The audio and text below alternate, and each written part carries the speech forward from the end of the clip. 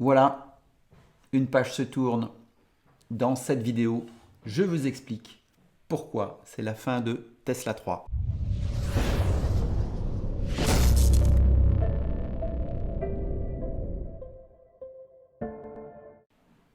Alors, il n'y a pas de script pour cette vidéo. Je vais essayer de vous développer les raisons principales. Je ne vais pas trop teaser, je vais couper le suspense tout de suite.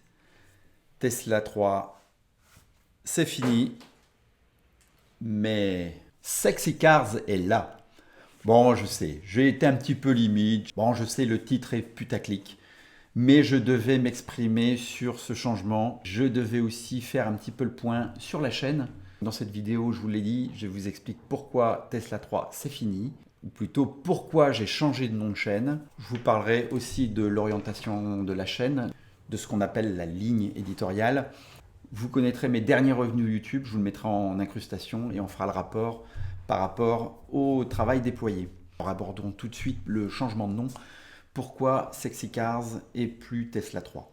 Alors pour ceux qui avaient répondu au sondage dans l'onglet communauté, que je remercie d'ailleurs, c'est la première fois que je vais à l'encontre de la courte majorité qui avait voté pour le maintien du nom Tesla 3. C'est une courte majorité et la décision des abonnés ne suffit pas toujours à justifier en fait le maintien du nom Tesla 3.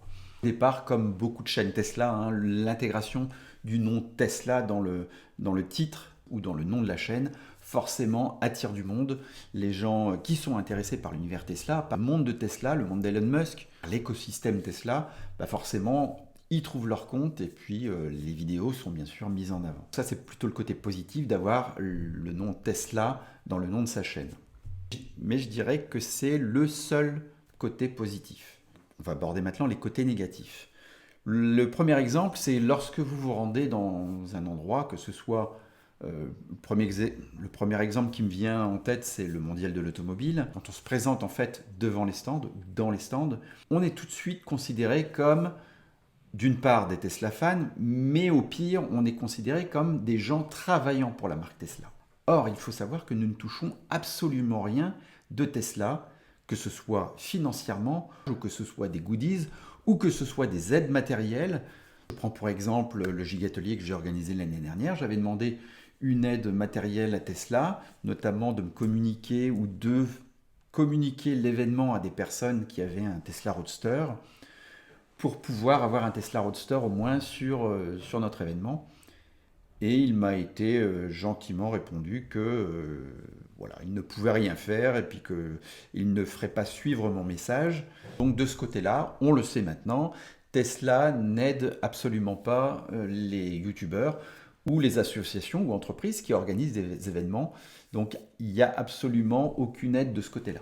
D'autre part, lorsqu'on se présente sur un autre stand, les marques se méfient. Elles se disent, ben oui, c'est Tesla, c'est peut-être de l'espionnage. Donc ils sont très méfiants, ils ne se livrent pas entièrement. Ils ne connaissent pas notre chaîne, ils ne savent pas que nous sommes totalement indépendants. Deuxième raison du changement de nom, et là on va attaquer le côté marketing de la chaîne. La chaîne Sexy Cars a désormais un numéro de série et peut désormais organiser des manifestations, comme le Gigatelier l'année dernière, mais j'ai eu énormément de stress et de soucis en fait par rapport à ça. En gros, je ne pouvais pas me faire sponsoriser en nom propre. Et les recettes ont été partagées entre les différents postes de dépenses. Je prends l'exemple par exemple de la Croix-Rouge qui était sur place. Ça avait été pris en charge par Station E.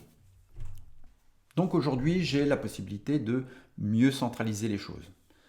Aussi, si je conservais la marque Tesla 3, j'utilise le logo et la marque Tesla. Donc je ne peux vendre des goodies, des t-shirts estampillés Tesla sans payer une licence à Tesla. Je n'ai même pas cherché à les contacter pour savoir combien coûterait la licence, puisque de toute manière la chaîne est trop petite pour pouvoir la payer. Donc le nom de Sexy Cars est apparu comme une évidence. Pour justifier le nom, pour ceux qui ne le savent pas, Sexy, ce sont les 4 lettres des modèles existants chez Tesla. Le modèle S, le modèle 3 à l'envers qui fait un E, le modèle X et le modèle Y. Pour Cars, qui signifie voiture, pour ceux qui ne sont pas anglophones, on pourrait l'interpréter aussi avec le projet du Cybertruck, du Roadster, du Semi, et pour le A, certains avaient évoqué ATV, qui était le quad qui était présenté avec le Cybertruck. où j'avais aussi émis l'idée de la compacte qui s'appellerait Model A.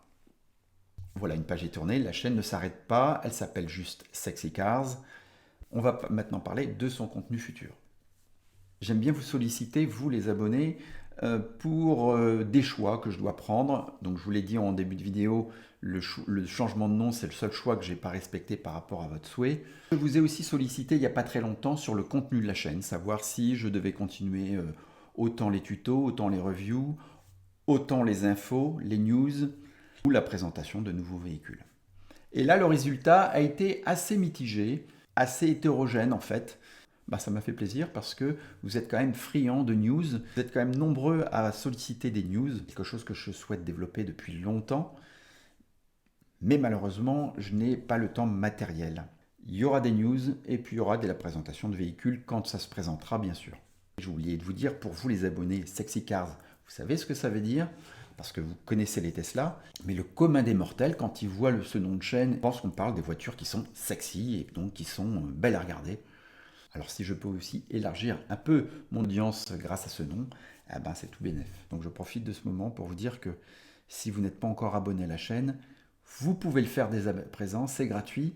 N'oubliez pas la petite cloche pour les notifications. Alors j'entends des gens aussi souvent qui me disent « Ah, ras-le-bol des youtubeurs qui disent abonnez-vous, les pouces, machin. On en a marre, à chaque vidéo ils le répètent. » Il s'avère que si on ne le dit pas, il y a beaucoup moins d'abonnements qui se font.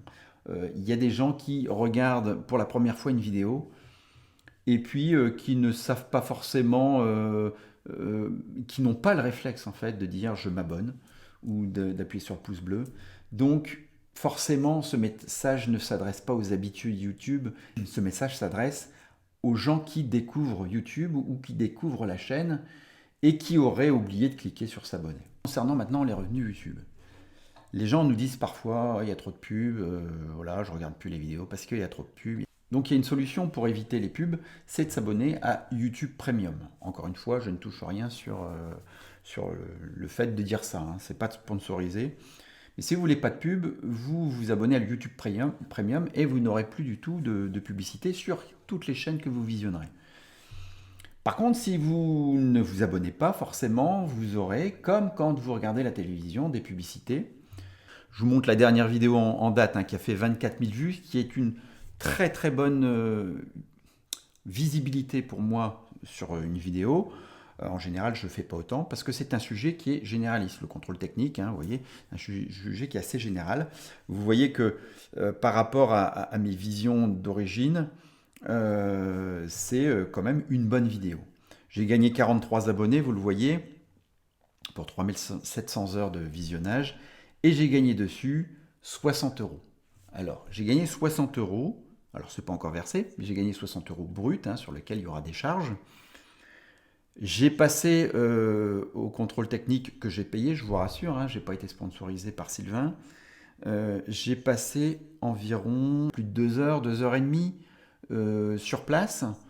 Ensuite, j'ai dérushé, j'ai fait les coupures pour pas que vous ayez trop de machin. C'est une vidéo qui a été assez rapide puisque voilà, c'est pas moi qui agissais, je filmais simplement. Donc ça m'a pris 2 heures, plus faire la vignette, plus faire le contenu. Donc j'ai en tout et pour tout passé 5 ou 6 heures. Admettons 6 heures, ça nous fait un revenu de 10 € de l'heure. Qui travaille aujourd'hui pour 10 € de l'heure? Donc ça, c'est pour une vidéo qui a bien fonctionné. Bon, il suffit que je dise ça pour que mon Mac se mette à dysfonctionner. Vous avez remarqué, j'ai changé de tenue parce qu'il y a un jour qui s'est écoulé depuis. Continuons sur les revenus YouTube. Je vous montre ici les revenus d'une autre vidéo, la dernière que j'ai faite sur les feux de chez TLiard.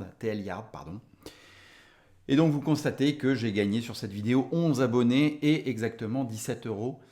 On a passé à peu près de 3 heures pour le montage, parce que je vous indique quand même qu'il y a le montage des accessoires, mais il y a aussi tout ce qui est angle, c'est-à-dire que quand il y a un plan qui ne va pas, on refait le plan, on recommence, donc on passe beaucoup plus de temps que sur un montage classique, alors que pour ces feux-là, je pense qu'1 heure et demie suffit. Ça, c'est quand tout se passe bien. Vous avez vu tout à l'heure, j'ai eu un problème technique. Si ça se passe pas bien au niveau du son, au niveau de la lumière, etc., il y a des fois des plans que je ne mets pas et il y a parfois des vidéos que je ne publie pas parce que c'est trop mauvais au niveau du son. Donc il y a quand même pas mal de travail qui est fait pour rien. Donc sur cette vidéo, comme vous le constatez, 17 euros. Alors maintenant, on va aborder le point de justement mes partenaires, parce que les partenaires qui me proposent, qui m'envoient ces accessoires-là, les accessoires que je ne paye pas, je peux éventuellement les revendre. Ce n'est pas toujours le cas. Là, notamment pour ces feux, je l'ai offert à mon filleul parce qu'il m'a rendu beaucoup de services et il va encore m'en rendre pour le Gigatelier édition 2023. Oui, je suis comme ça, j'aime de temps en temps faire plaisir à mes filleuls. Donc on parlait des partenaires qui m'envoient des accessoires. C'est vrai que je peux gagner un petit peu. Et il y a aussi une commission avec le code Tesla Steph. Vous, quand vous l'utilisez, vous avez une réduction de 15, 20, parfois 25%. Et moi, je touche une commission de 5% chez ces partenaires. Je vous montre ici, par exemple, les gains que j'ai enregistrés chez Ancho depuis 6 mois. On est encore là par rapport au temps passé, largement en dessous du SMIC. Alors, qu'est-ce qui me fait continuer la chaîne YouTube ? Eh bien, croyez-le ou non, c'est tout d'abord la passion. La passion pour l'écosystème Tesla, la passion des véhicules électriques et aussi la passion d'échanger avec ma communauté, la communauté de mes abonnés. Et c'est pour ça que je passe beaucoup de temps aussi à organiser le prochain événement de la chaîne qui sera le Gigatelier, qui aura lieu le 9 et 10 septembre, enfin les 9 et 10 septembre. Le Gigatelier aura lieu le 10 septembre et la soirée de gala aura lieu le 9. Il y aura une vidéo dédiée au Gigatelier, je ne vais pas rentrer dans le détail. Donc d'ores et déjà, si vous voulez vous inscrire, les liens sont sur le site sexycars.fr. Je vous mets le lien ici, il n'y a qu'à cliquer dessus. Voilà, tout ça pour dire que la passion, c'est une chose, mais au bout d'un moment, je ne peux pas non plus trop investir dans la chaîne. Je dois d'ailleurs bientôt changer une des caméras. J'ai une GoPro, mais qui ne me suffit plus parce que au niveau du son, c'est très compliqué. Je suis obligé de faire des captures de son déportées avec mes DJI. Refaire le montage ensuite, même si ça se fait en quelques clics sur Final Cut Pro, je préfère avoir la prise de son direct sur la GoPro et donc je vais bientôt investir dans une GoPro 11. C'est pour ça aussi qu'il y aura bientôt un onglet devenir membre sur la chaîne, ceux qui veulent avoir des petites news exclusives ou peut-être des petites vidéos, des portions de vidéos exclusives. Voilà, je vais gérer l'onglet membre de la communauté de Sexy Cars, moyennant un abonnement tous les mois, donc vous aurez accès à des choses prioritaires. Et puis aussi à tout ce qui est marketing. Depuis les 10 000 abonnés, je peux vendre des t-shirts, mais justement, comme c'était sous la marque Tesla 3, je ne pouvais pas le faire. Donc là, il y aura des t-shirts estampillés Sexy Cars. Et je vais pouvoir aussi développer la vente de t-shirts pour ceux qui me l'ont demandé l'année dernière sur le Gigatelier. Il y en a qui voulaient avoir des goodies, etc. Donc ça sera possible. Ça sera possible via une plateforme qui s'appelle Spreadshop ou par le site sexycars.fr. Voilà, je pense que cette vidéo est déjà assez longue comme ça. N'hésitez pas à en mettre en commentaire si vous avez d'autres questions sur les revenus, sur les projets de la chaîne. Vous ne le savez peut-être pas, mais j'ai un magasin, un négoce de carrelage qui s'appelle Pi Carrelage et Bain à Poulainville. Donc là, je fais un petit coup de pub parce que c'est vrai que je consacre aussi un petit peu de temps, mon temps de travail pour cette chaîne et pour la communauté de ma chaîne. Et encore une fois, ce n'est pas la chaîne qui m'assure le revenu nécessaire pour vivre. Il y a encore beaucoup de chemin à faire. Bon, j'espère que ce titre n'aura pas fait fuir beaucoup d'abonnés, ou au contraire aura permis d'augmenter mon nombre d'abonnés. À venir prochainement la présentation de 2 écrans. Pour le premier, c'est un écran multimédia qui va à l'arrière, mais avec les ouïes d'aération qui peuvent se régler. Le deuxième, c'est un écran qui vient se mettre devant le volant, non pas sur la barre d'aération, mais devant le volant. En attendant, portez-vous bien. Comme vos batteries, restez positifs. Ciao, ciao.